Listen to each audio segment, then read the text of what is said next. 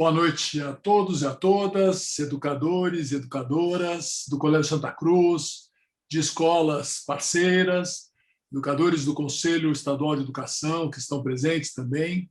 É um grande prazer recebê-los, receber a todos aqui no Colégio Santa Cruz para essa apresentação da nossa convidada de hoje, professora Flora Pellmann. Queria agradecer à equipe do NED, do Núcleo de Educação Digital, e da professora Débora Vaz, nossa diretora pedagógica, que organizou o evento, né, e que vai conduzir, que vai fazer a apresentação da nossa palestrante de hoje.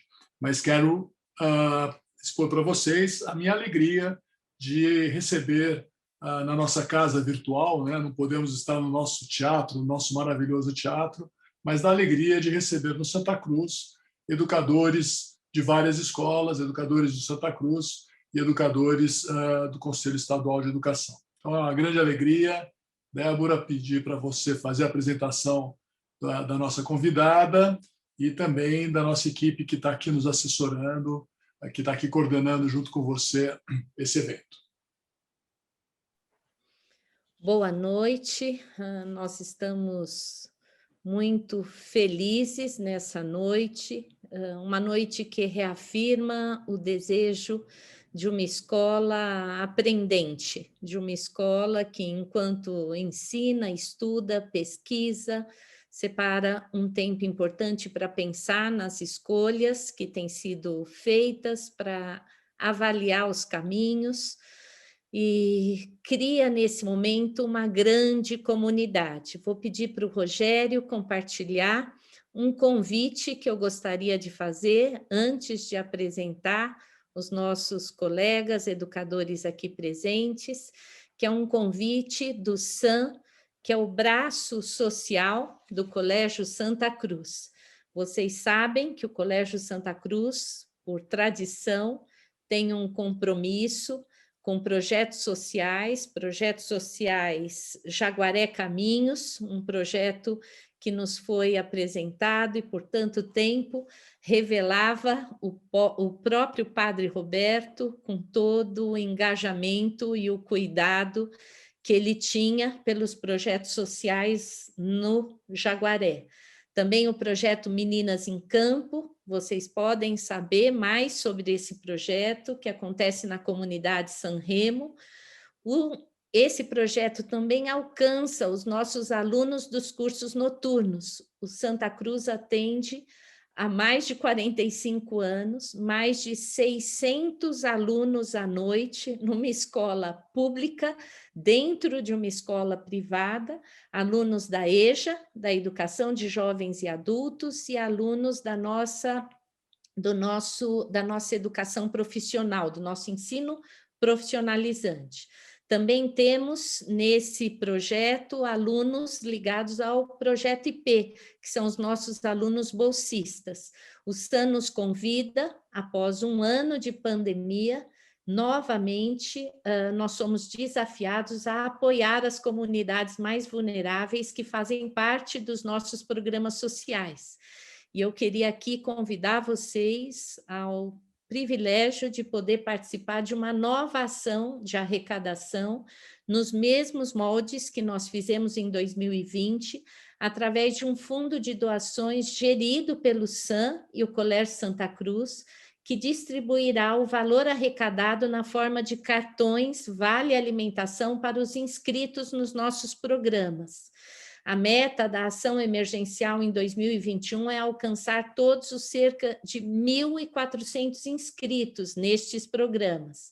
Nos cartões serão creditados um valor de R$ 80, equivalente a uma cesta básica, que pode ser gasto na compra de alimentos, materiais de higiene e produtos de limpeza exclusivamente. A gente teve a parceria, nesse momento, com a Sodexo. Usaremos os cartões Vale Alimentação já distribuídos em 2020 e a gente quer convidar vocês que estão aqui nessa noite para participarem dessa ação junto com a comunidade do Colégio Santa Cruz. Estão aí os dados para a doação e o e-mail do SAM, que é coordenasan@santacruz.g12.br. No final da palestra, a gente vai voltar a colocar esse slide para dar a todos os participantes nessa noite o privilégio de poder participar dessa ação tão importante do braço social do Colégio Santa Cruz.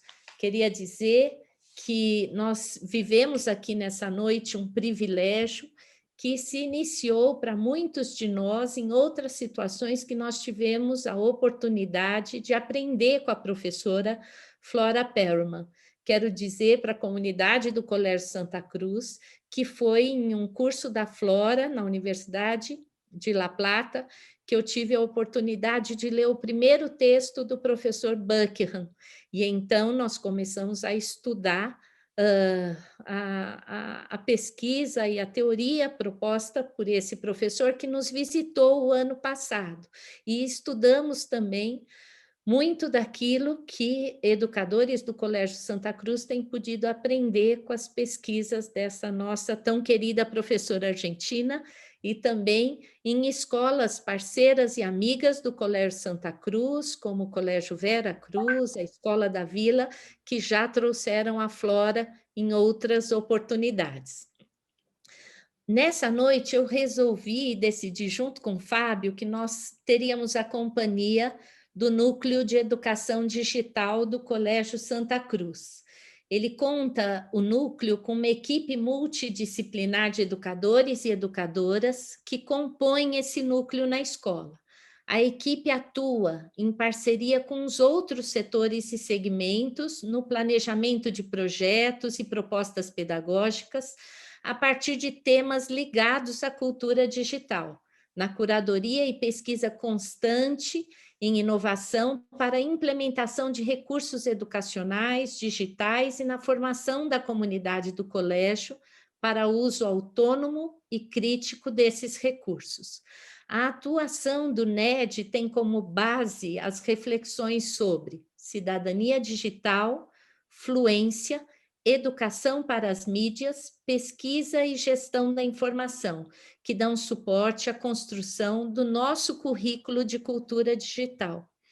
E nós temos aqui a Carol, que é membro da equipe do Núcleo de Cultura Digital, a Carol Gil, que vai nos ajudar com as perguntas, e o Alejandro, que é coordenador do nosso ensino médio, professor da área de linguagens do Santa e que vai também nos apoiar na hora das perguntas, junto com a Flora, porque o Alejandro é brasileiro, em primeiro lugar, e argentino, para nos ajudar a receber a Flora aqui nessa noite.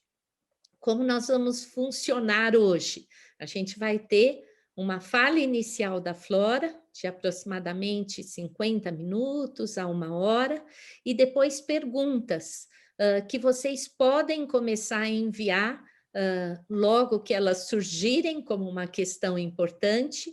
Eu, a Carol e o Alejandro vamos aqui, de alguma forma, organizando essas perguntas para, no final da palestra, nós reservamos 30 minutos para um diálogo remoto com todos vocês. Gostaria de agradecer, como o Fábio já o fez, a todos os educadores próximos, os educadores de escolas mais distantes que estão aqui. Essa é uma, se é que podemos falar em vantagens, mas essa é uma das possibilidades que o remoto tem nos possibilitado. Sejam muito bem-vindos ao Colégio Santa Cruz. E para a gente é um prazer termos, neste momento, praticamente 300 educadores e ainda esperamos outros que vão chegando no decorrer da nossa noite. A Flora, como eu disse para vocês, estou retomando aqui. Débora, só para Alejandro. quem não é familiarizado com o Zoom, tem gente que não tem o costume, todos os educadores do Colégio Santa Cruz são muito familiarizados, mas tem convidados de fora. O meio da gente fazer o diálogo por perguntas será esse botãozinho que aparece aí, Q&A, Questions and Answers. É por este botão que vocês podem enviar as suas perguntas quando elas surgirem, tá bom? Muito importante, Alejandro. Muito obrigada. Eu vou apresentar a Flora.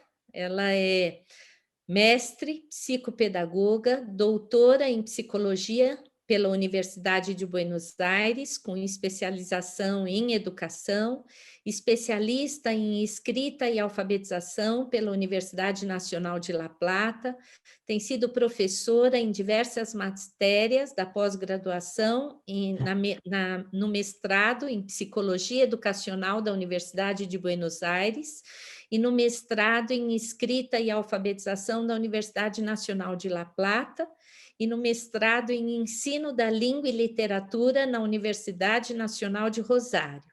Dirigiu e atualmente assessora as pesquisas subsidiadas pela Secretaria de Ciência e Tecnologia da Universidade de Buenos Aires, vinculadas com leitura e escrita em contextos de estudo, com leitura na internet e com a leitura crítica de notícias midiáticas. A Flora ainda tem uma série de trabalhos, participou ativamente da construção do currículo de cultura digital da província de Buenos Aires, currículo que a gente leu, estudou e pôde, de alguma forma, fazer uso dessa tão importante contribuição. Flora, mais uma vez, nós desejamos muito e durante muito tempo a sua presença aqui. Seja muito bem-vinda ao Colégio Santa Cruz. Bueno, buenas noches a todos. Realmente es una enorme felicidad estar con ustedes, aunque me hubiera gustado estar presencialmente, pero bueno, estamos en la hibridez, en lo remoto, en el ir y venir, en esta situación tan, pero tan compleja. Y Débora, hace mucho tiempo que estamos en contacto y tratando de concretar este momento, así que estoy muy feliz de poder llevarlo a cabo. La temática que me pidió Débora que trabajemos hoy es una temática que está vinculada justamente a esta enseñanza que se denomina enseñanza híbrida o enseñanza combinada, donde lo presencial y lo remoto están jugando continuamente. Voy a compartir con ustedes una presentación y vamos a ir, a ver,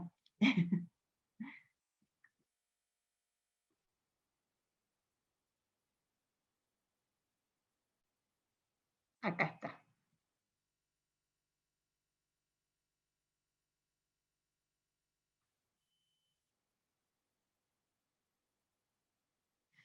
Bien.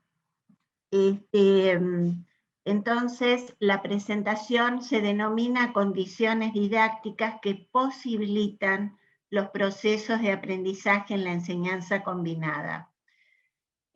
Un problema muy importante es que esta enseñanza combinada siempre supone una reflexión sobre las prácticas de enseñanza, sobre qué enseñar y cómo enseñar. Y para construir un vínculo que sea coherente y de continuidad entre lo presencial y la situación remota, tenemos que empezar a cuestionarnos sobre las bases epistemológicas y didácticas de la enseñanza. Solo a partir de una claridad sobre estas cuestiones vamos a poder ir enlazando estas situaciones didácticas. Cuando me refiero a las bases epistemológicas, estoy partiendo de una concepción que plantean Piaget y García en justamente Psicogénesis, Historia de la Ciencia, que es uno de los últimos libros que escribieron juntos Piaget y Rolando García. Ellos plantean una cuestión que es para nosotros fundante. que es que las personas siempre conocemos por aproximaciones sucesivas al objeto del saber, y siempre lo hacemos en el marco de múltiples interacciones sociales. Y también la ciencia avanza de esta manera. Pero para que esto se produzca, estas interacciones, vamos realizando lo que ellos denominan reorganizaciones del saber. Es decir, los sujetos transformamos el conocimiento, el objeto del saber, en función de nuestros sistemas interpretativos. Esta transformación tiene que ver con el sujeto, pero también tiene que ver con el objeto que se enseña y las interacciones, en este caso didácticas, que van a permitir que esto se produzca. Cada reorganización va a suponer una comprensión más extensa, más profunda. Y algo que va a ser clave en esta ponencia es que los conocimientos no se adicionan. No es que se suma lo presencial y se suma a lo remoto, sino que tiene que haber una interacción muy profunda para que los sujetos puedan reorganizar lo precedente, el saber que vienen adquiriendo. Para eso yo voy a apelar a comprender que para que los alumnos puedan ir reconstruyendo este saber enseñar, va a ser necesario tejer una delicada trama didáctica. Esa delicada trama didáctica exige dos cuestiones. Una que es crear y sostener ciertas condiciones didácticas que vamos a ver, pero otra cuestión es que vamos a reflexionar y analizar qué variables tenemos que jugar en la construcción de situaciones didácticas en la enseñanza combinada y también diversificada. Nos vamos a ir deteniendo en estas dos cuestiones, en las condiciones y en las variables, ¿sí? Hay algo que plantea en las condiciones didácticas de la enseñanza combinada, vamos a tratar tres condiciones. Una que es la gestión del tiempo, otra que es la memoria del aula o de la clase, y otra que es las modalidades de agrupamiento. Vamos a comenzar con la gestión del tiempo. Hay un autor francés que tiene una teoría que se llama teoría de la acción didáctica. El autor se llama Gerard Saint-Séville. Es un especialista en todo lo que tiene que ver con la acción didáctica. Ha hecho una teoría muy importante y él plantea algo fundamental. A la inversa de lo que sucede a los científicos o a los escritores que sostienen durante un largo tiempo aquello que quieren producir, habitualmente la clase es el lugar de la no permanencia. Él hace una crítica a la didáctica más tradicional. Él dice, en el funcionamiento didáctico clásico, la segmentación del saber en unidades discretas repartidas sobre el eje del tiempo hace que muy rápido los objetos del saber sean obsoletos, ya no sirven más. Es como que está todo fragmentado y queda entonces sin permanecer. Y dice algo más todavía para criticar a la didáctica tradicional. Él dice, apenas se deposita un objeto de saber en las manos de los alumnos, ellos lo miran un poco, lo sopesan y enseguida se les tira uno nuevo que tienen que atrapar abandonando el que tenían. Y no tienen la oportunidad de demostrar, de investigar, de comparar con lo anterior. Y de este modo, la presión del tiempo hace que la institución le niegue al alumno algo que va a ser fundamental, que es la posibilidad de inscribirse en la duración, de ensayar una y otra vez. Vamos a ver que para que el alumno tenga derecho a inscribirse en la duración, va a ser necesario suspender el desfile temporal de contenidos y volver a trabajarlos anticipando lo que se va a hacer.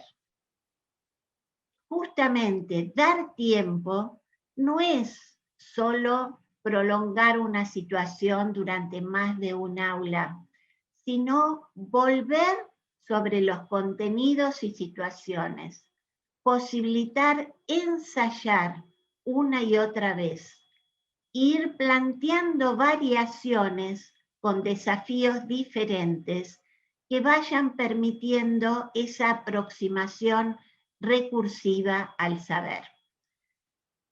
Voy a dar un ejemplo justamente con una situación que se dio en pandemia en el año 2020. Esta situación, ustedes ven acá varios profesores. El profesor único varón, que se llama Germán, ha participado en un proceso de investigación en el que hemos trabajado con Germán y otros profesores la lectura crítica de noticias.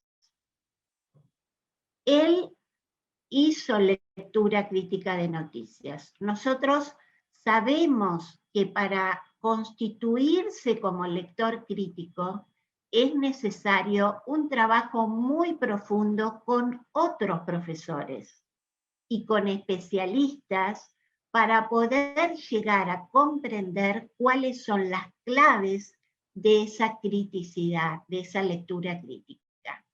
Germán participó de estos encuentros que fueron totalmente virtuales, ¿sí? Con el equipo de investigación.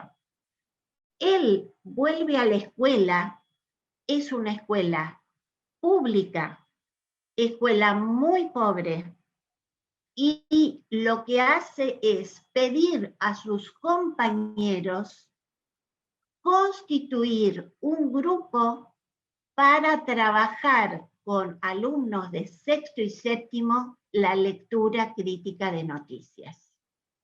Y acá quiero plantear qué significa esta continuidad para poder comprender un contenido. Lo primero que hacen es una encuesta a los alumnos, encuesta sobre consumos mediáticos. Les hacen preguntas como, bueno, ¿cuál es la noticia que recuerdan?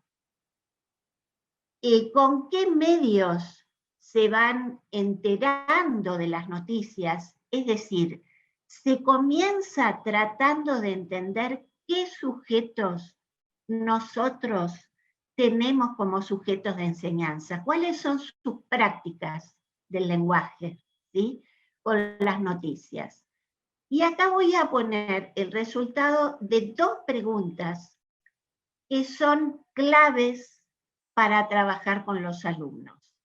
La pregunta primera que voy a compartir es, se le pregunta a los alumnos, ¿qué medios recomendarías para enterarte de las noticias? Y encuentra que sus alumnos recomiendan la televisión. ¿Pero por qué? porque es la realidad. Dicen, es el único medio que dice la verdad, porque allí se pueden ver fotos, videos explicando lo que sucedió. Te explican bien la noticia y ellos saben mucho sobre el tema, o porque te informás de forma más segura y oficial. Estos alumnos son usuarios de las redes. No leen el jornal, porque no hay jornal impreso en las casas. Leen el jornal digital, pero en lo único que confían es en el noticiero televisivo.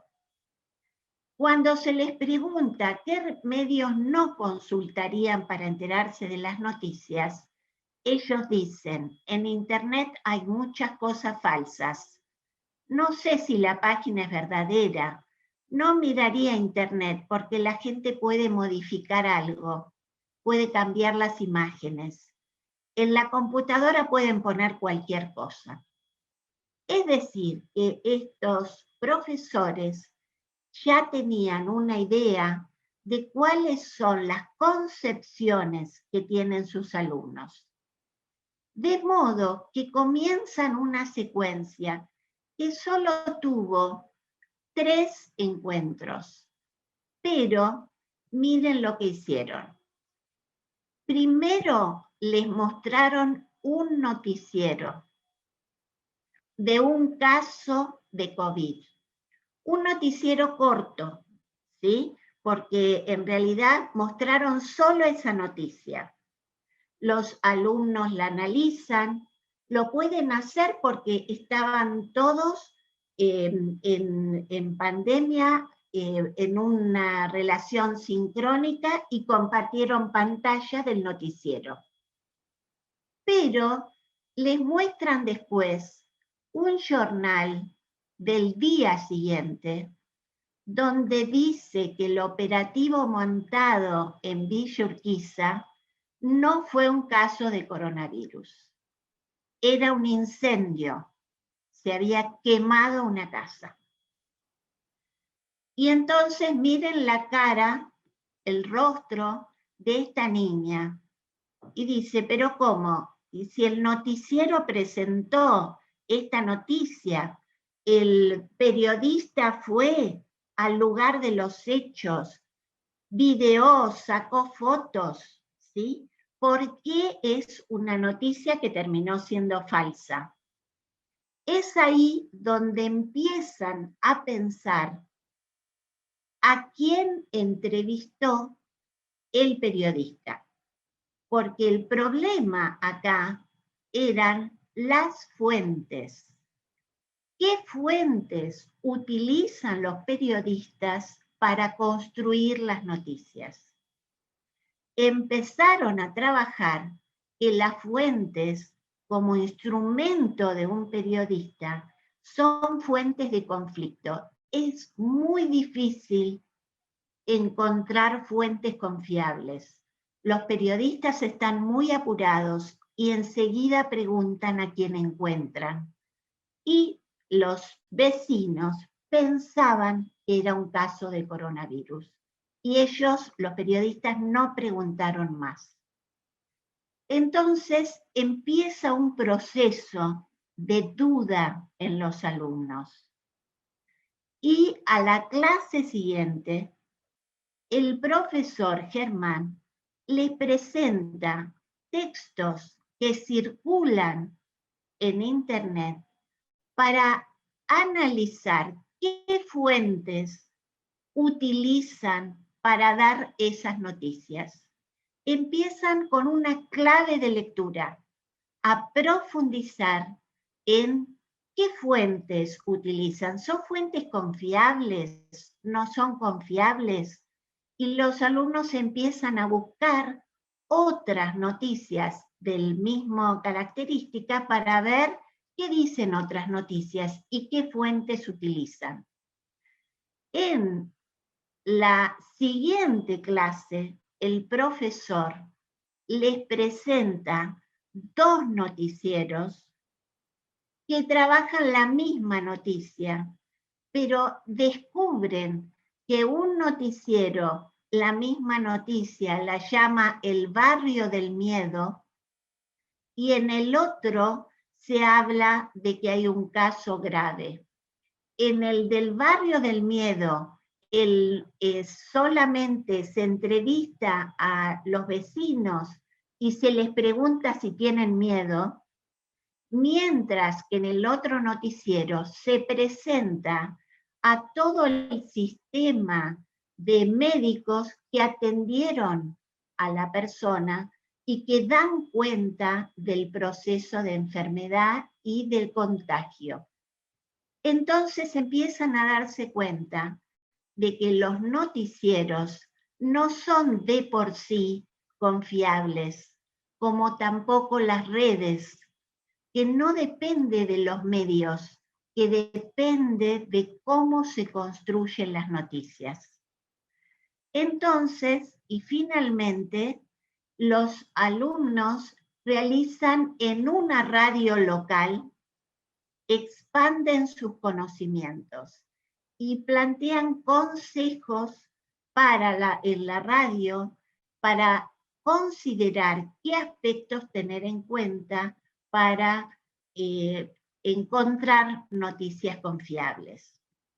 Entonces, la gestión del tiempo requiere manejar con flexibilidad la duración de las situaciones didácticas, hacer posible la reconsideración de los diferentes contenidos desde diferentes perspectivas, en distintas oportunidades y en los diversos entornos de enseñanza, tanto presencial como virtual, sincrónico o asincrónico.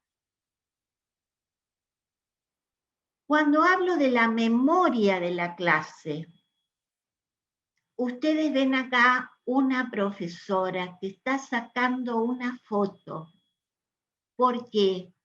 Porque es necesario, y ahora vamos a trabajar esto, que la memoria de lo que se viene trabajando en lo presencial se pueda sostener en lo virtual.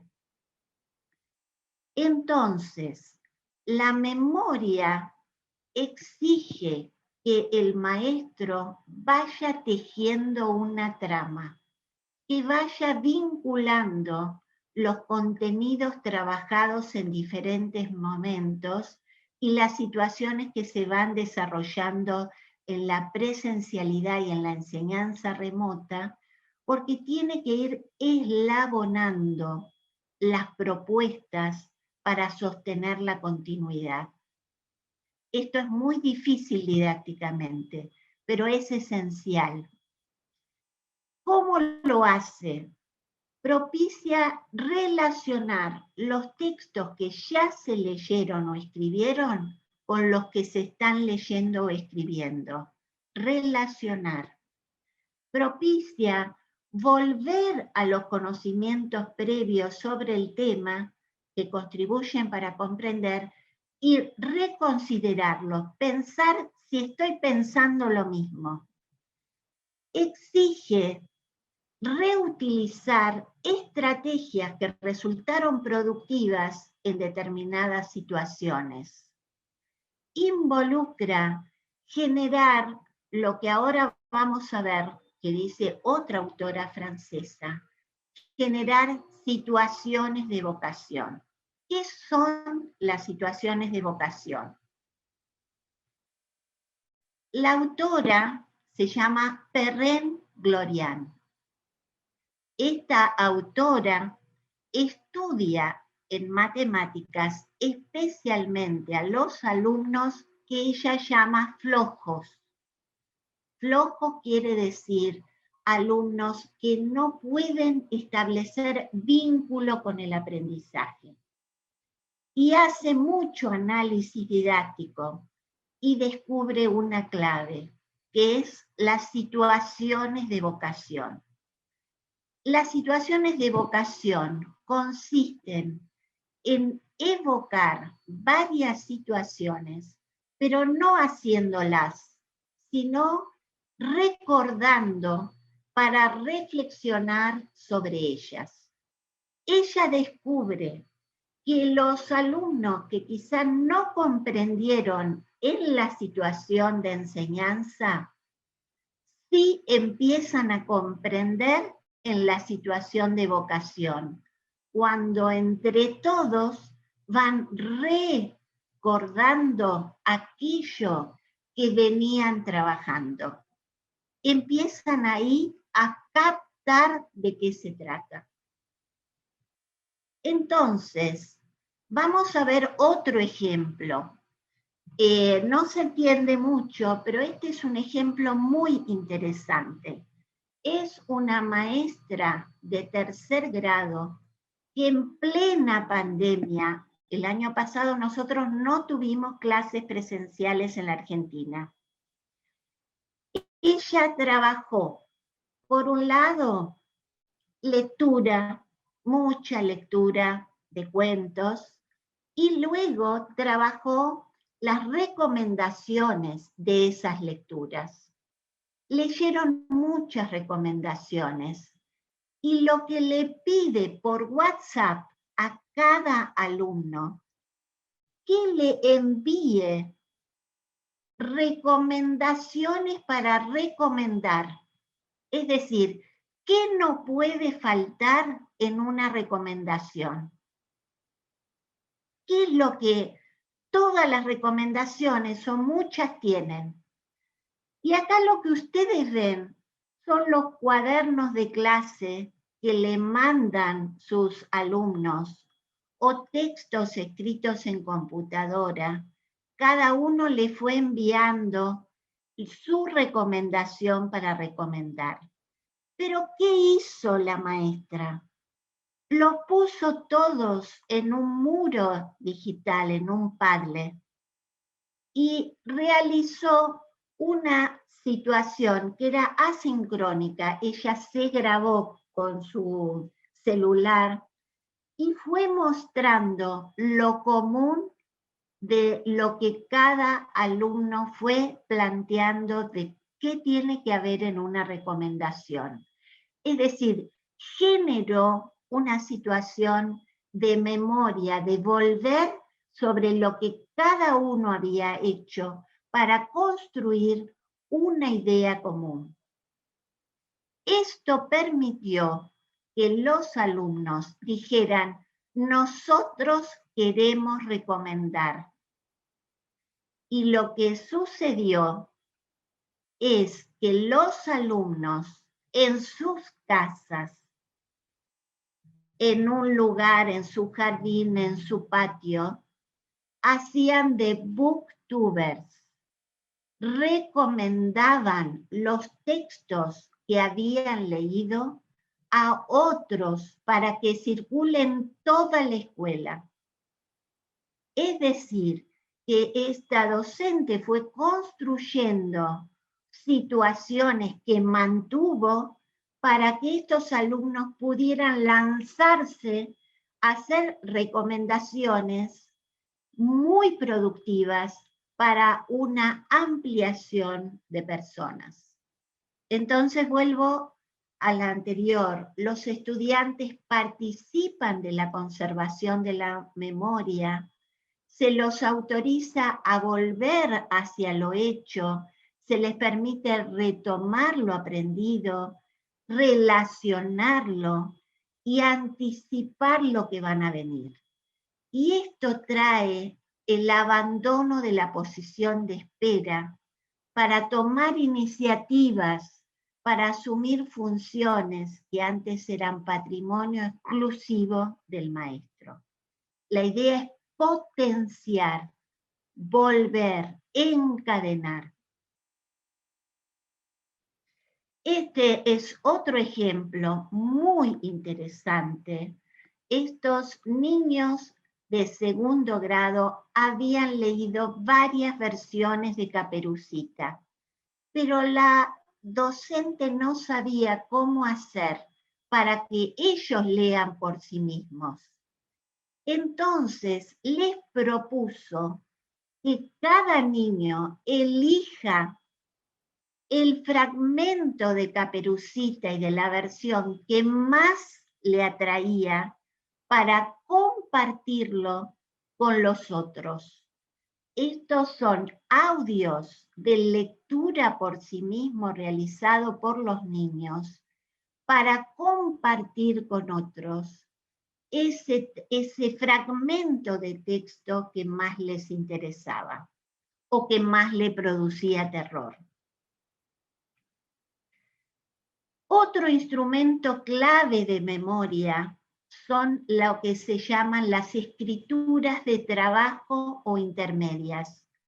Esas son producciones que se construyen a partir de la lectura, donde se reflexiona sobre lo que se leyó, pero se construyen escrituras que van a servir de fuentes de consulta en futuras escrituras y lecturas. Voy a mostrar unos ejemplos. Estos alumnos estaban siguiendo a una autora argentina que se llama Emma Wolf. Ella escribió un libro que se llama Family. Es un libro muy divertido porque en cada cuento describe a un familiar que es bastante complicado, ¿no? Pero ¿qué le propone esta maestra? Le propone recolectar adjetivos que usa la autora para caracterizar a los personajes, porque luego ellos van a tener que reescribir a la manera de Emma Wolf. Entonces, lo que están construyendo acá es un material, una herramienta de trabajo para su futura escritura. Lo mismo observamos este material que construyeron de los verbos del decir. ¿Por qué? Porque los alumnos siempre ponen dijo, contestó, dijo, contestó, y no los modifican. Entonces recolectaron diferentes modos en que la autora abre a las voces de los personajes y construyen herramientas para producir textos más complejos. Lo mismo sucede con los descubrimientos de la ortografía. ¿Cuándo llevan mayúscula las palabras? No es una clase, es muchas situaciones donde los alumnos vuelven a los textos fuentes, para descubrir cuándo las mayúsculas tienen su lugar, cuando están al principio de la oración, cuando hay el nombre de una persona, de un lugar. La memoria de la clase permite tender constantes puentes entre pasado y futuro y evita la fragmentación. En cuanto a las modalidades de agrupamiento, y esto es lo que más me preocupa en pandemia. En pandemia hay mucho de una modalidad radial, donde hay un trabajo muy individual o un trabajo donde el profesor explica y el alumno individualmente resuelve. Pero nosotros sabemos que es necesario articular el aprendizaje cooperativo y el trabajo personal de cada alumno, porque es la única manera de que se pueda coordinar esa construcción social del conocimiento con la construcción individual. Ya muchas investigaciones muestran que el conflicto sociocognitivo, el conflicto de la interacción con otros, es la fuente del conflicto individual.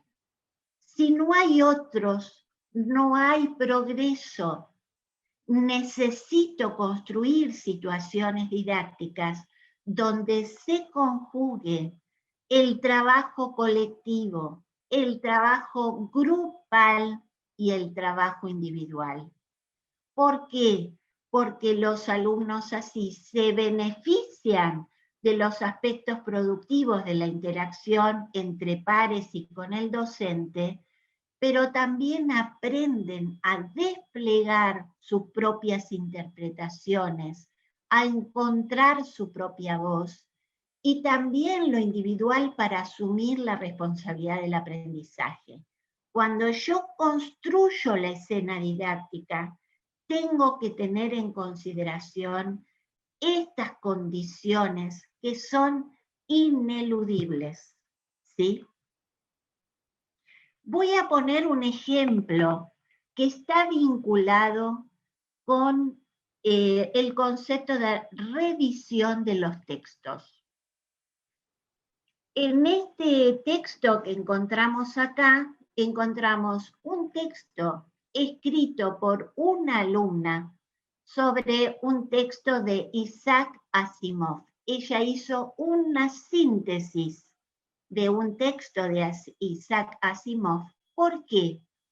Porque el planteo, y esto es muy importante, era que toda la escuela iba a recibir información de textos que vienen leyendo en cada aula para que soliciten que vayan a su aula a leerles partes de ese texto. Es decir, un problema muy serio de la pandemia es el aislamiento de los alumnos, aislamiento de las aulas, aislamiento en sus casas. ¿Cómo recobrar esta interacción institucional para que los alumnos puedan actuar y trabajar para otros y que tengan presente la escuela no se diluya?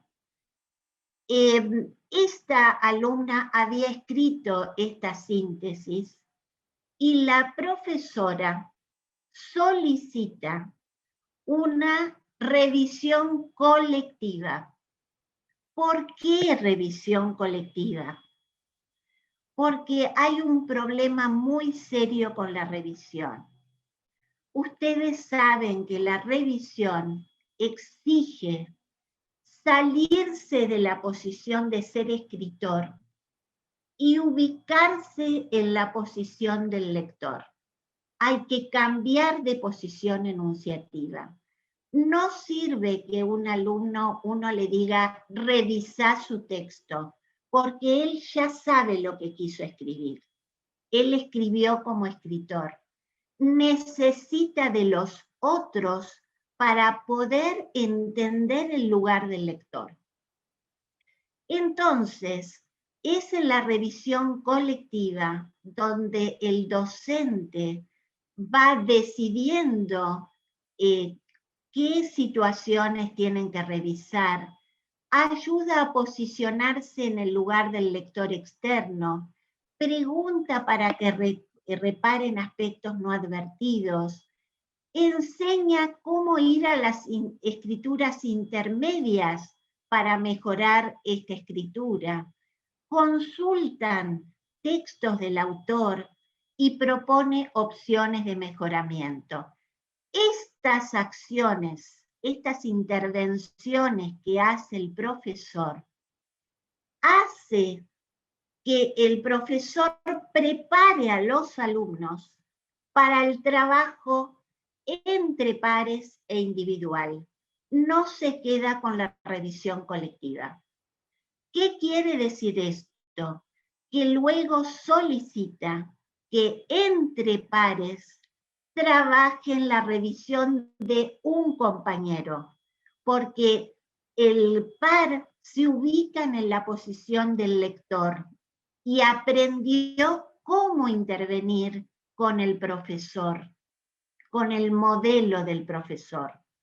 Entonces, los alumnos en la revisión entre pares, acá vemos otro ejemplo, que es utilizando el Google Doc en un Drive, los alumnos que tienen esa posibilidad introducen comentarios, diferentes compañeros introducen comentarios para su compañero. Pero ¿qué aprenden? Aprenden a decidir qué y dónde intervenir, a formularle preguntas, a proponer reformulaciones, a enseñarle a consultar fuentes de información. Entonces van construyendo herramientas para revisar su propio texto. Esto muestra la importancia de pensar en lo colectivo, en lo grupal y en lo individual. Porque en este caso la revisión va a ir permitiendo que vayan tematizando, haciendo consciente los diferentes problemas lingüísticos y comunicativos y van aprendiendo a argumentar en esta construcción por partida de conocimiento. ¿Estoy bien de tiempo? Bien. Vamos a ir ahora a las variables para la construcción de situaciones combinadas. Hasta ahora hemos visto las condiciones de todas las situaciones, pero nosotros tenemos que pensar también que a no todos los alumnos vamos a darle la misma situación. ¿Por qué? En la enseñanza combinada es necesario elaborar propuestas que atiendan a diversas cronologías de aprendizaje, que supongan un desafío para todos los alumnos y alumnas. Nos dice Emilia Ferreiro, es indispensable instrumentar didácticamente en la escuela para trabajar con la diversidad. Ella dice, no la diversidad negada, ni aislada, ni simplemente tolerada, pero tampoco la diversidad asumida como un mal necesario o celebrada como un bien en sí mismo. Hay que transformar la diversidad conocida y reconocida en una ventaja pedagógica. ¿Cómo podemos construir como ventaja pedagógica esto que nosotros observamos en pandemia, también sin pandemia, pero en estos momentos de tanta diversidad de posibilidades? ¿Cómo nosotros podemos tener en cuenta esa diversidad? Entonces, vamos a ver que hay variables que hay que tener en cuenta. Hay que construir variables que permitan armar situaciones que sean a la vez asimilables y desafiantes, pero no imposibles para los alumnos de enseñanza combinada. No puedo darles a todo lo mismo, pero ¿cómo hago para hacer que todos aprendan y avancen en su conocimiento, sosteniendo lo colectivo, lo grupal y lo individual?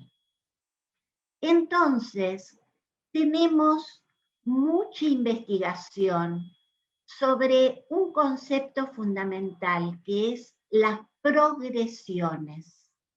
La progresión, por ejemplo, de las situaciones de lectura. Nosotros sabemos que es más sencillo cuando los niños leen a través del docente, es decir, las situaciones donde el docente lee y genera el espacio de intercambio, Sabemos que es más complejo, pero más posible cuando los alumnos leen y conocen textos en forma y contenido, que los conocen y hasta los memorizan. Sabemos que es más difícil cuando leen textos que conocen la forma y contenido, pero no los memorizan. Es más difícil cuando leen textos que tienen formas conocidas, pero contenido, formas no conocidas y contenido conocido. Y es mucho más difícil cuando los chicos leen textos cuya forma y contenido no son conocidos. Es decir, que hay una gama de situaciones de lectura posibles.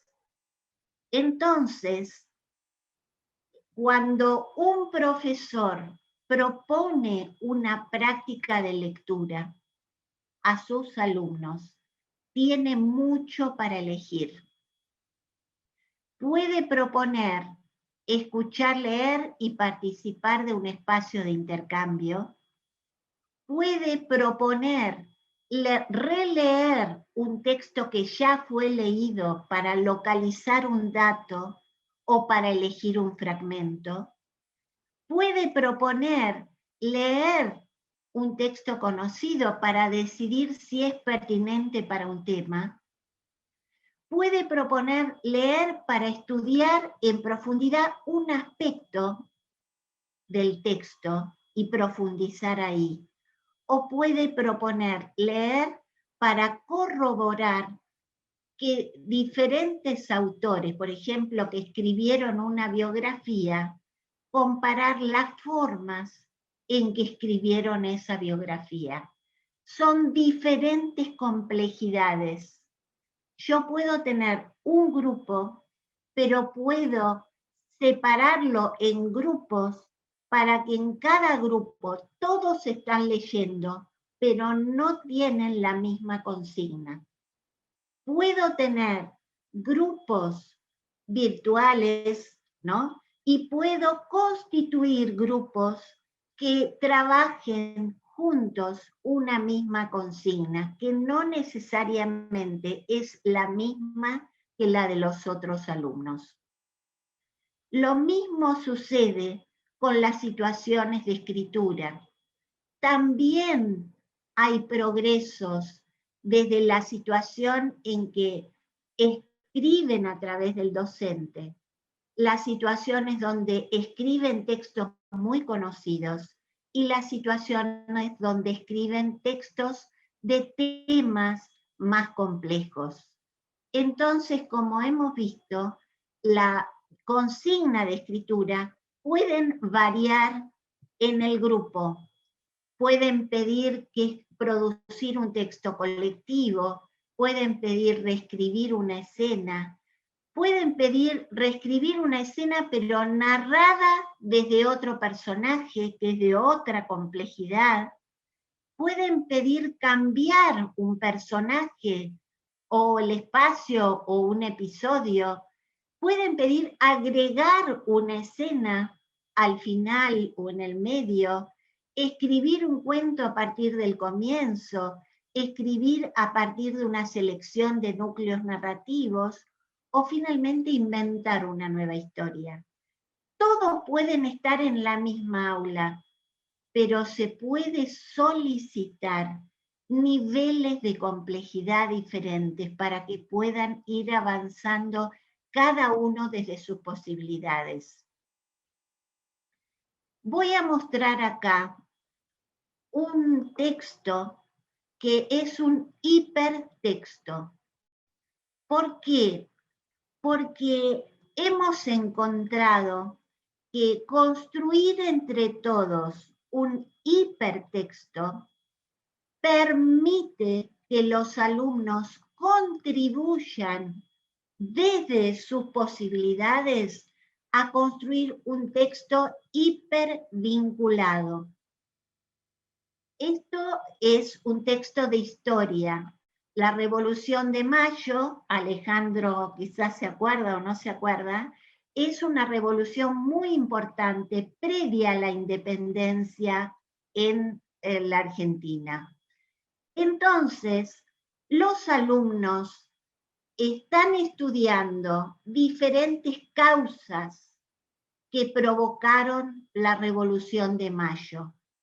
Pero no todos estudiaban lo mismo. Unos estudiaban las causas de la Revolución Francesa, otros la Revolución Industrial, otros la caída de la corona.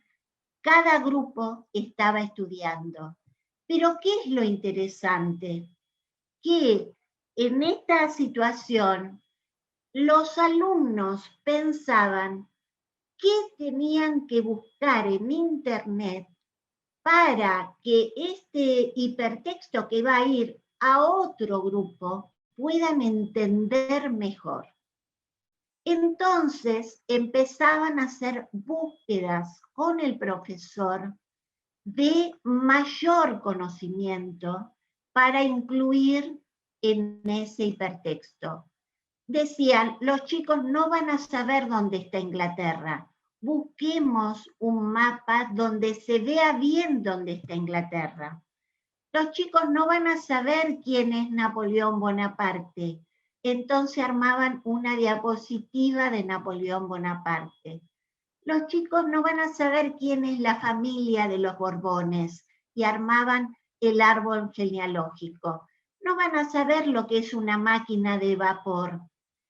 Entonces, una vez que todos armaron sus textos, el profesor puso todos los textos en una gran afiche y empezaron a reconstruir los vínculos que iban a realizar en ese hipertexto. Es decir, que regalaron a los alumnos de 4º grado un hipertexto de la Revolución de Mayo, donde los alumnos podían navegar sobre esos contenidos. Entonces, el profesor fue logrando que cada uno desde su lugar aprenda las prácticas del estudiante, pero con posibilidades de conocimiento diferentes. Otras variaciones, otras variables que tenemos en cuenta son en qué categorías, esto es una investigación muy interesante, donde se focaliza el trabajo sobre la escritura. Tenemos que aprender en la escuela a focalizar, no querer enseñar todo al mismo tiempo, sino a profundizar. Entonces uno puede focalizar en estas diferentes categorías, en diferentes momentos, para que los alumnos puedan conocer los diferentes planos de complejidad y lingüísticos y pragmáticos que tiene un texto. Y finalmente, quería mostrarles cómo se puede, a través de la distancia, trabajar con debates sobre, por ejemplo, el corrector ortográfico. Aquí los alumnos, un alumno, había escrito un texto y el profesor lo que hace es tomar una palabra que está en rojo, aprieta el botón derecho del mouse y aparecen las opciones. ¿Qué es lo más interesante? Lo más interesante es qué opción se elige y por qué. Y este es el debate. El debate es qué palabras en rojo hay en el texto, por qué el corrector las señala, qué opción voy a elegir y por qué elijo esa opción. Es decir, que yo puedo a la distancia o en lo presencial construir situaciones para transformar el obstáculo en un trabajo a fondo sobre la reflexión ortográfica. Y finalmente, una variedad que es muy importante, una variable muy importante que ya mencioné, pero ahora vamos a ver las opciones que se están presentando, por lo menos en la Argentina, que es cómo organizar las aulas. Por un lado, ya lo que dijimos es que hay mucho trabajo colectivo, pero hay otras opciones. Hay una opción que es armar grupos flexibles en el mismo grado, en la misma aula. En algunos casos trabajando en la misma tarea y, como ya mencioné, puede ser trabajando en tareas diferentes. Pero hay otra opción, que es armar grupos con niños de grados paralelos o continuos en periodos acotados que tengan la misma problemática, donde se decide que con un profesor voy a armar grupos de niños de distintas aulas, pero que tienen el mismo problema. Por ejemplo, que todavía no están alfabetizados o que les cuesta mucho leer en voz alta o que no comprenden textos informativos más complejos. Es decir, que uno puede romper de alguna manera con esta división tan tajante entre los grupos. Las situaciones no presenciales son excelentes para esto, porque uno puede mandarle el link a niños de distintos grupos para juntarse para hacer una secuencia, ¿sí? Una secuencia común, ¿sí? Bien. Hasta ahora entonces hemos trabajado que para la construcción de situaciones de enseñanza combinada y diversificada tenemos 3 condiciones didácticas y tenemos variables en las prácticas de lectura y de escritura. Entonces, ¿qué privilegiar en la presencialidad y qué privilegiar en la enseñanza remota? En primer lugar, la presencialidad es un tiempo para socializar lo trabajado a distancia, para tomar los problemas detectados en las lecturas y en las escrituras producidas en los hogares y compartir esos problemas para resolverlos. Es el tiempo de conocer los aprendizajes reales, porque muchas veces a distancia la familia interviene tanto que desconocemos lo que realmente los alumnos pueden por sí mismos.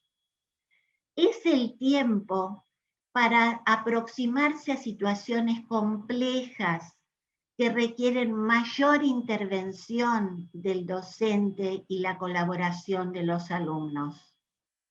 Es un tiempo para aportar nuevos elementos que van a colaborar en las futuras producciones o situaciones. Yo tengo que atesorar esos momentos de presencialidad para esto. Y para el tiempo a distancia es el tiempo de volver sobre lo ya trabajado, lo que ya vimos con la profesora en la presencialidad, para inscribirse en la duración, para sostener la situación. Es el momento en que yo propongo releer, continuar produciendo, seguir escribiendo, revisar un texto, pero con mucha orientación en audio, en video, sobre qué no puede faltar y en qué aspecto focalizar. Es el tiempo para que el alumno pueda construir su memoria de lo aprendido. Y es el tiempo, como acabo de mencionar, de construir consignas diversificadas que yo puedo ir enviando a los alumnos para que puedan producir desde sus posibilidades. Entonces, tejer una trama coherente y eslabonada en la enseñanza combinada y diversificada implica un camino constructivo y cooperativo de los docentes, que seguramente reunidos tienen que ir generando estos avances significativos en los conocimientos didácticos y también institucionales. Bueno, muchísimas gracias.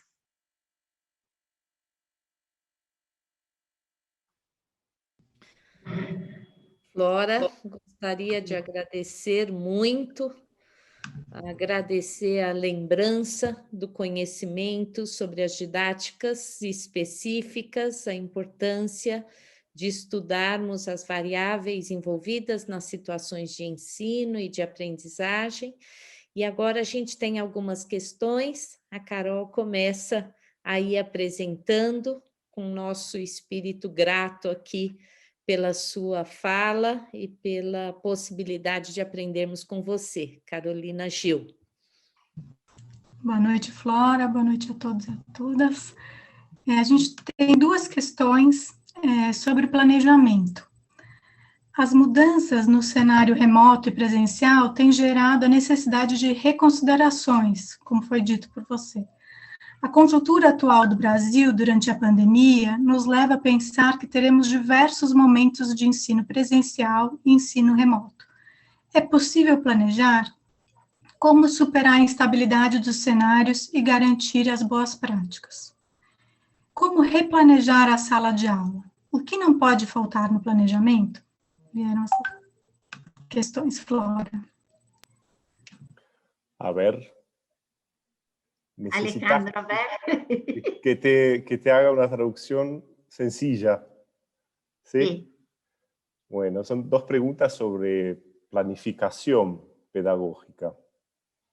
Empieza con la constatación de que los cambios en el escenario entre el remoto y el presencial ha generado la necesidad de una reconsideración como tu explicación esclarece, ¿no? La situación actual en Brasil durante esta pandemia nos lleva a pensar que tendremos varios momentos de enseñanzas que son presenciales y remotas alternadas. Es posible en este escenario planificar y cómo superar la inestabilidad de los escenarios para garantizar buenas prácticas.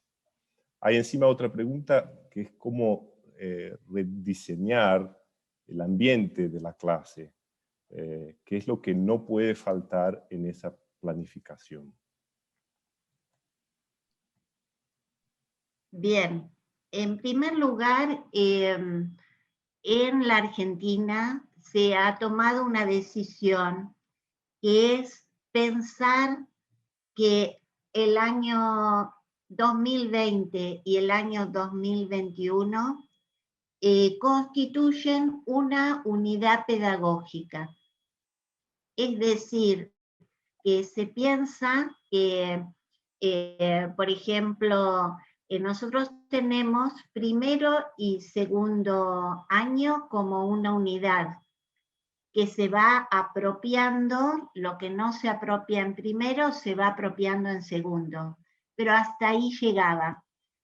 Este año, tercero y cuarto son una unidad, quinto y sexto son una unidad. Es decir, se está pensando que se tiene que partir de los conocimientos adquiridos verdaderamente por los alumnos. Por eso, la primera cuestión para planificar es tener una evaluación lo más ajustada posible de quiénes son nuestros alumnos, qué posibilidades, qué han aprendido y qué necesitan aprender. Y por eso lo primero que se hizo fue un trabajo de reconstrucción de las posibilidades de los alumnos. Para reconstruirlos, lo primero que hicimos fue volver sobre algo ya enseñado el año anterior y tomar la evaluación a los 15 o 20 días de volver sobre lo aprendido. No es que llegaron y se evaluó. Y ahí teníamos como una primera aproximación. La planificación tiene un sostén en las posibilidades de aprendizaje de los alumnos. La otra clave fue que el Estado armó lo que se llamó los contenidos priorizados. Es decir, que se decidió que en este 2021 se eligen contenidos que no pueden faltar. Pero es una decisión institucional, bueno, en nuestro caso fue una decisión de todo, de nación, ¿sí? Pero esto es muy clave para no entrar en una situación de angustia, de querer enseñar todo y no enseñar nada. Entonces, tenemos dos claves: la evaluación y los contenidos priorizados. Entonces, a partir de esto, se decide cómo se van a enseñar esos contenidos priorizados. Y acá sí empieza mi ponencia, ¿no? Es decir, sosteniendo todo el tiempo la continuidad, la diversidad y la progresión. Son tres claves, ¿no? Para que esto pueda permitir la construcción de conocimientos. No sé si contesté la pregunta. Me preguntaban también por el aula. Me parece muy importante pensar que tenemos un aula en papel, digamos, que es el aula material, y hay un aula virtual. Entonces, ya no tengo solamente las escrituras intermedias pegadas en el aula, en el aula material, sino que tienen que estar en un sitio virtual compartido para que los alumnos puedan volver a ese ambiente alfabetizador o a esas escrituras. Todo lo que es la memoria, por eso yo hablé tanto de la memoria, tiene que estar en diferentes sitios, en lo material y también en lo virtual, porque no sabemos si mañana tenemos que trabajar en lo virtual. Entonces hay un doble sostén. Necesitamos sostener la memoria. La memoria es nuestro único recurso fuerte para la continuidad. Entonces no podemos dejar olvidado en el aula material un material que después vamos a necesitar.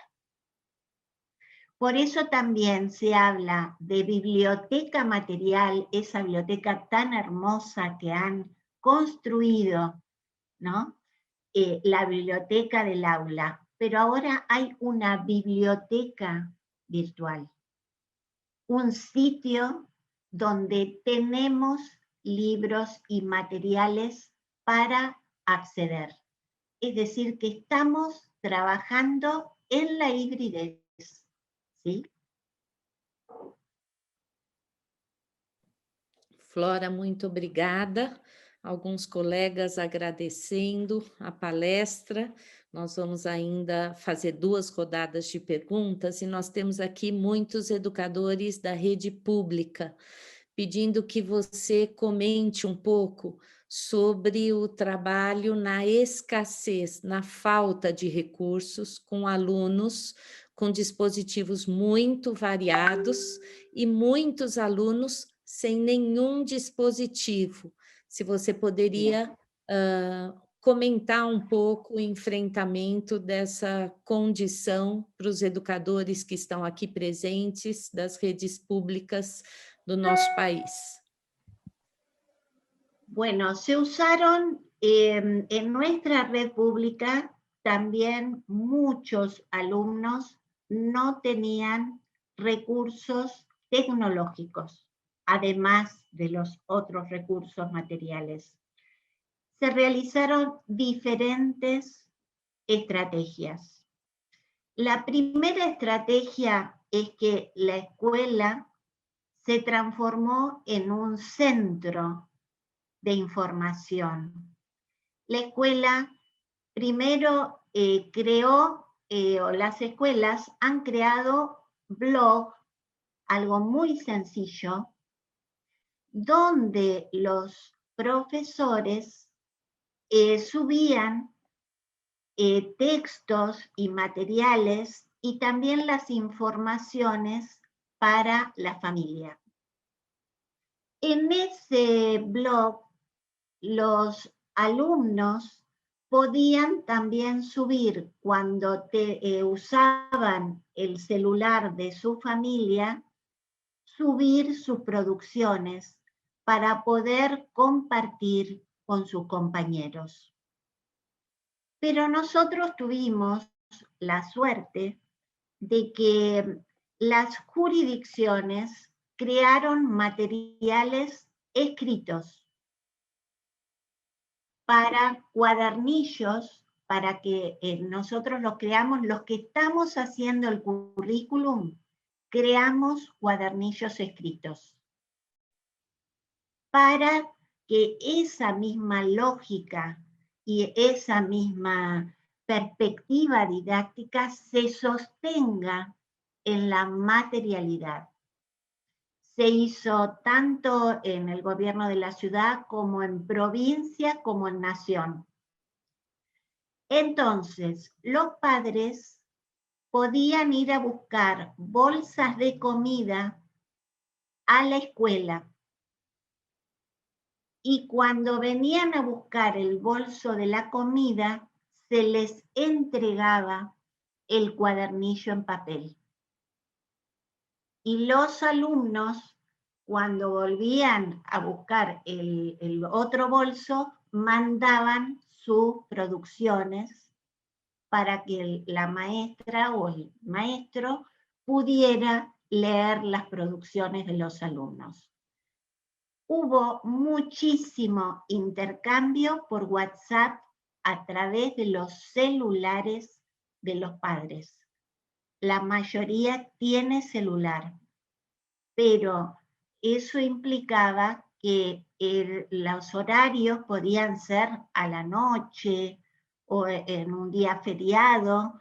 ¿Por qué? Porque los padres usaban ese celular en el trabajo y se podían enviar o comunicar recién en momentos en que quizás el docente no estaba presente. Por eso, los docentes hacían videos asincrónicos para que los padres, cuando pudieran bajarlo, tengan la explicación del maestro o pudieran organizar lo que el maestro iba recibiendo en forma individual.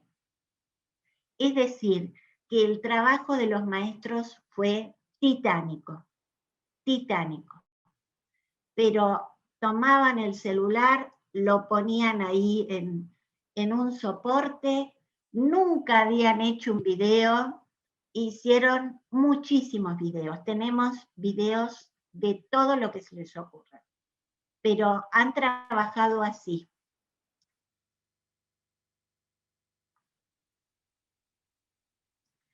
Perdón, que hay un grupo de alumnos que tampoco tuvieron ningún contacto con la escuela, ninguno. Y para ese grupo de alumnos se convocó en la provincia de Buenos Aires a futuros docentes que fueron a las casas con los cuadernillos a trabajar con los alumnos, con todas las precauciones. Y primero se lo formó a estos futuros docentes, se construyó toda una formación, y ahora se está investigando todo lo que se generó en esas situaciones, que fueron muy conmovedoras, muy conmovedoras.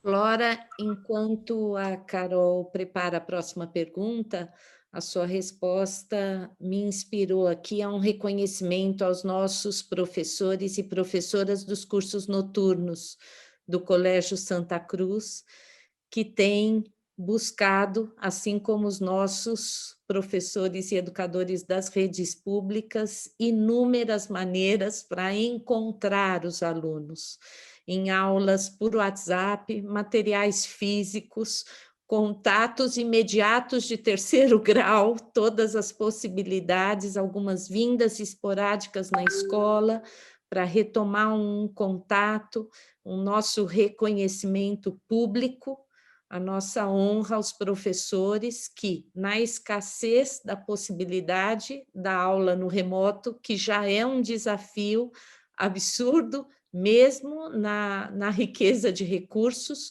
tem encontrado essas formas com muito, muito trabalho. Nosso reconhecimento aos professores da rede pública e aos professores e professoras dos nossos cursos noturnos aqui do Colégio Santa Cruz.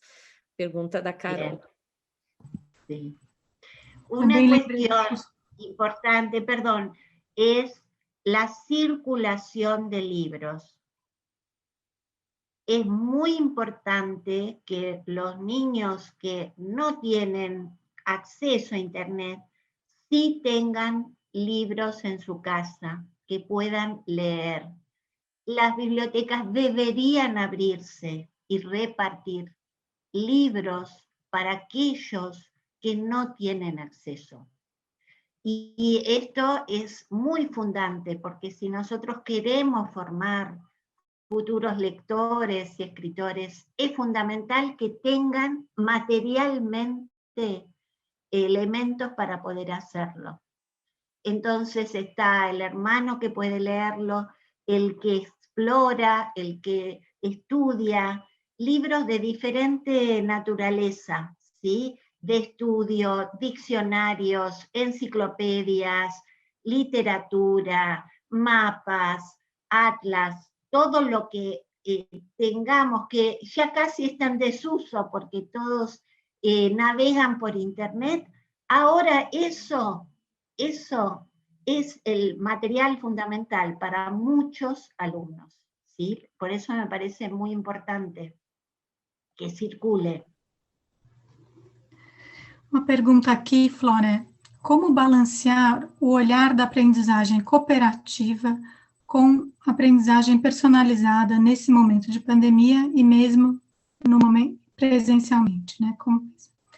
E uma outra questão trata da cultura digital. Ela diz assim: o ensino remoto trouxe um ganho muito grande nas habilidades digitais, saber, na fluência, né? Tanto de alunos como de professores. Por outro lado, a urgência colocada na resolução dos problemas imediatos de conexão, enfim, de saber usar as ferramentas, as plataformas, que atrapalham o andamento das aulas e das atividades, muitas vezes não permitem um aprofundamento das reflexões sobre cultura digital, né, e as mídias. Então, a gente gostaria de ouvi-la nesse sentido. Obrigada. ¿Se entendió, Flora? A ver, anda diciéndome de a poco, así voy contestando de a poco. Está bien, fueron dos preguntas, ¿no? La primera es cómo balancear o equilibrar esa mirada del aprendizaje cooperativo con el aprendizaje más personalizado justo en este momento de la pandemia o mismo cuando vuelva a ser presencial. Bien, este es un problema muy serio porque primero que antes de la pandemia hubo como modas, la moda del grupo, la moda de lo individual, la moda de lo colectivo. Lo que estamos diciendo es que los diferentes modos de organización se retroalimentan. Es decir, que el trabajo, yo di el ejemplo de la revisión, ¿no? Pero el trabajo colectivo es fundante para el trabajo grupal y el trabajo grupal es fundante para el trabajo individual. La cuestión es no dejar solos a los alumnos, pero en algún momento necesitan estar solos. Por eso las consignas tienen que ir variando. Hay una diapositiva que no mostré, pero que me parece importante, que es que uno puede jugar una variable que se llama los roles del alumno. ¿Qué quiere decir? Que frente a por ejemplo, la escritura de un texto, un alumno puede ser el que dicta y otro puede ser el que escribe. Pero el maestro puede decir que esto se invierta en un ratito, a los 10 minutos. Entonces, el que dicta pasa a escribir y el que escribe pasa a dictar. Siempre el que dicta tiene que revisar al que escribe. Y siempre el que escribe tiene que revisar lo que le dictan. Es decir, que poniéndose en distintos roles, uno va aprendiendo los distintos roles en la interacción con los otros, pero no están haciendo lo mismo. Son situaciones diferentes para cada uno, aunque estén trabajando en el mismo grupo. No sé si se entiende.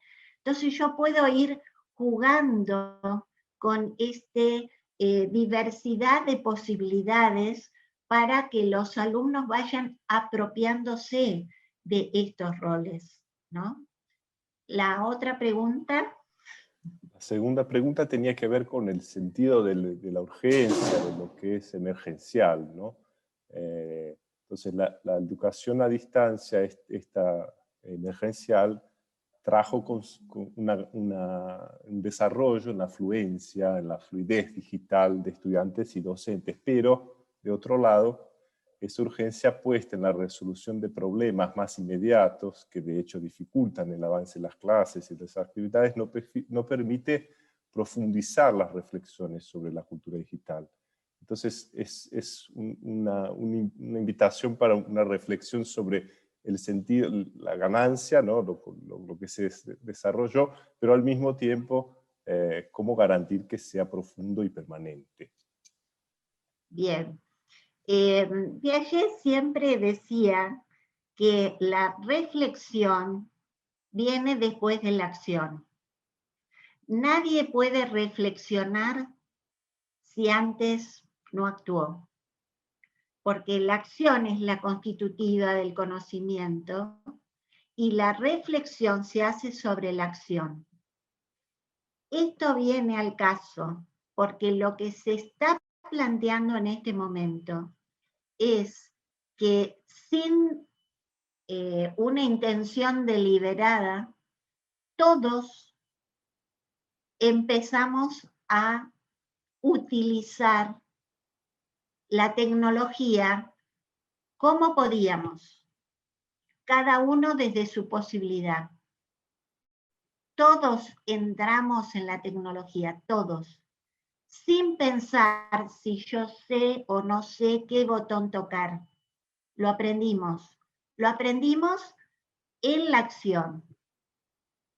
La reflexión, creo que no es este un momento muy adecuado en términos de una reflexión más profunda, porque estamos en un proceso en el que estamos aprendiendo a actuar en un mundo virtual.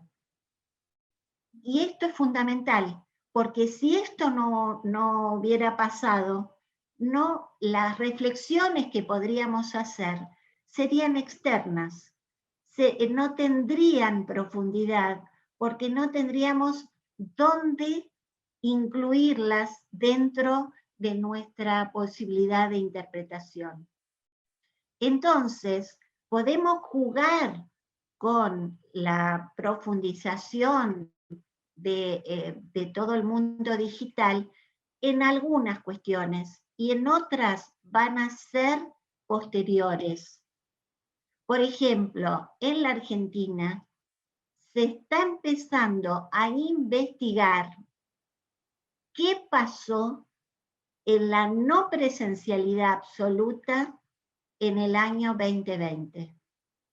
Pero se están recogiendo datos para ver personas, maestros que van diciendo cómo fueron avanzando en sus ideas y en sus producciones, porque no se les ocurrió de entrada.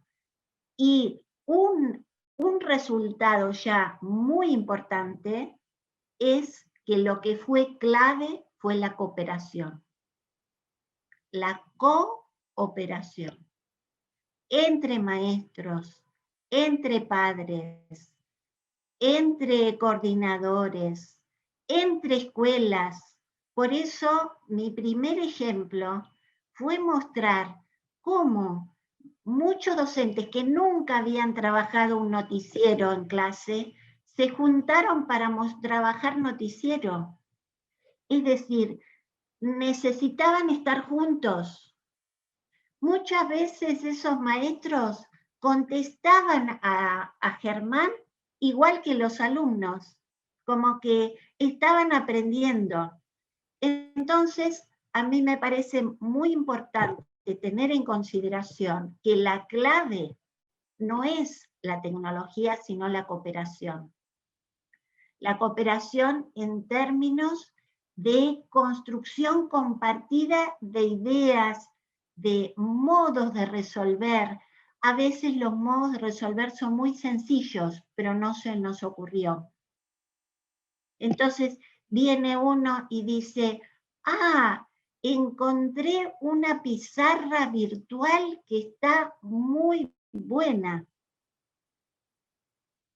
Y la encontró y la comparte, ¿no? Esto es fundamental. Y esto se puede hacer en pandemia, por lo menos acá en la Argentina, la cantidad de webinar, la cantidad de encuentros virtuales entre maestros, padres, profesionales, expertos, explotó. Todos colaborando para poder resolver estas situaciones, técnicas e não técnicas. Bom, eu gostaria de dizer que a resposta da Flora, de alguma forma, inspira a gente para a finalização dessa noite.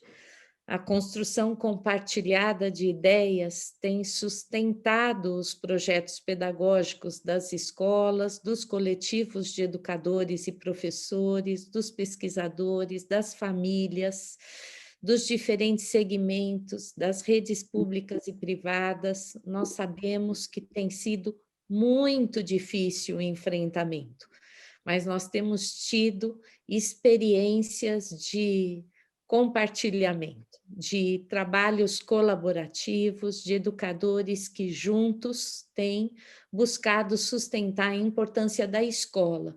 Por isso, somos tão firmes em defender que o que fazemos não se aproxima da experiência do homeschooling, que prescinde da experiência escolar e da importância da instituição. Pelo contrário, afirmamos a importância da escola, das famílias, dos educadores e dos professores e das nossas referências que nos ajudam a manter a complexidade do fazer educacional e pedagógico, como você, Flora, como a professora Emília Ferreiro, Délia Lerner, Mirta Castedo e todas aquelas que da Argentina nos aproximam, iluminam o projeto pedagógico de tantas escolas e também do Santa Cruz. Gostaria de agradecer a você, agradecer ao Alejandro, a Carol, a todo o Núcleo de Educação Digital que tem trabalhado junto com todos os professores e educadores do Colégio Santa Cruz para sustentar essa escola, ora remota, ora presencial, que ainda tem alguns meses de desafio pela frente. Eu desejo que vocês fiquem bem na Argentina, desejo esperança para o nosso país sofrido, que tem lutado para manter a alma inteira, a espinha ereta, a criticidade e a complexidade no fazer pedagógico. Muito obrigada. Gostaria de lembrá-los do nosso convite para ajudarem, de alguma forma, o SAM, nosso braço social, nos projetos. Nós vamos deixar no finalzinho o nosso slide, chamando os nossos colegas a participarem conosco dos projetos sociais da escola, e passar a palavra para o Fábio, fechar a nossa noite. Muito obrigada, Flora, Alejandro, Muchas gracias a Carol, ustedes. a equipe de TI e a todos os nossos convidados. Muito obrigada, professor Fábio Aidai. Mas, mais uma vez, Flora, no hablo espanhol como Alejandro, muitas gracias, muito obrigado. Muito obrigado, Carol, Alejandro, muito obrigado, Débora, por organizar esse encontro tão bonito. Quando você contava das escolas com dificuldades, eu tive o mesmo pensamento da Débora, de lembrar dos nossos educadores dos cursos noturnos que fizeram, de uma forma muito criativa, conseguiram levar ensino de qualidade e motivar os alunos para que eles não deixassem a escola, mas queria estender esse agradecimento a todos os educadores da escola, não só aos dos cursos noturnos, porque nós vemos experiências diariamente, experiências muito bonitas em todos os cursos, e eu tenho certeza que quando essa pandemia passar, além da tristeza, nós vamos achar maravilhas, nós vamos conseguir ver alguns espaços de criatividade dos nossos educadores e dos nossos alunos. Então, eu queria, em nome do Colégio Santa Cruz, em nome dos nossos educadores, fazer um agradecimento especial a você. A pandemia nos trouxe a possibilidade de fazer encontros internacionais, que nem esse que nós fazemos hoje com você, né? De ter uma palestrante argentina nos ensinando, nos trazendo as maravilhas e nos motivando a seguir em frente num momento tão difícil que o mundo inteiro passa, mas especialmente os países mais pobres, como é o nosso caso, estão enfrentando. Então, queria mais uma vez te agradecer a beleza que você traz para a gente e a motivação que você nos inspira nesse momento. Muito obrigado a todos que compareceram, a todos os educadores presentes nessa noite. E nós vamos deixar aqui mais uma vez o nosso pedido de contribuição para os nossos projetos sociais, né, tão importantes para a nossa comunidade. Flora, muito obrigado, boa noite. Bueno, muchas gracias. Buenas noches. Boa noite. Graças, Flora. Um abraço para todas as amigas argentinas. Graças. Abraço grande. Grande abraço a todos.